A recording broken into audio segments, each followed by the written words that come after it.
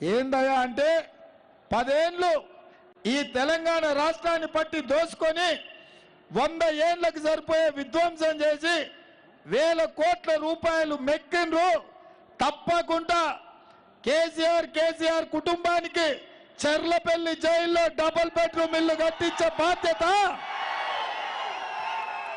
ఎందుకంటే ఈ దోపిడీలో కొడుకు కోడలు ఉన్నారు, బిడ్డ అల్లుడు ఉన్నారు.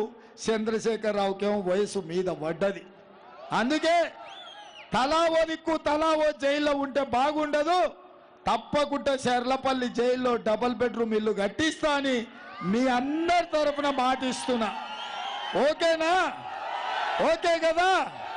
చంద్రశేఖరరావు ఇక కాసుకొని నీకు డబుల్ బెడ్రూమ్ ఇల్లు సిద్ధమవుతుంది చెర్లపల్లి జైల్లో.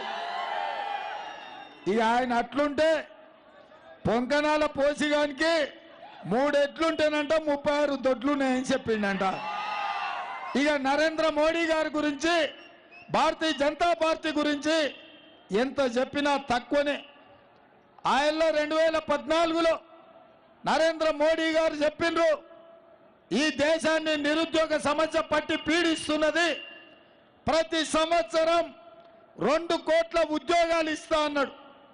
10 ఏళ్లలో 20 కోట్ల ఉద్యోగాలు ఇవ్వాలి. ఆయనకు అమిత్ షాకు ఉద్యోగం వచ్చింది తప్ప నిరుద్యోగ యువకులకు ఈ దేశంలో ఉద్యోగాలు రాలే.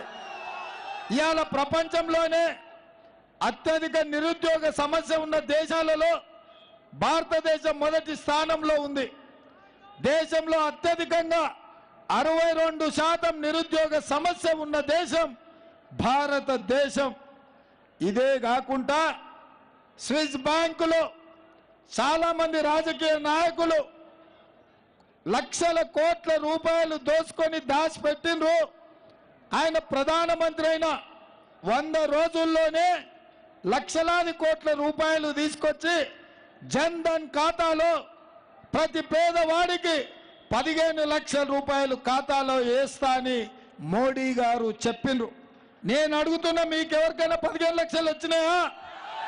15,000 వచ్చినాయా? 15 రూపాయలన్నీ వచ్చినాయా?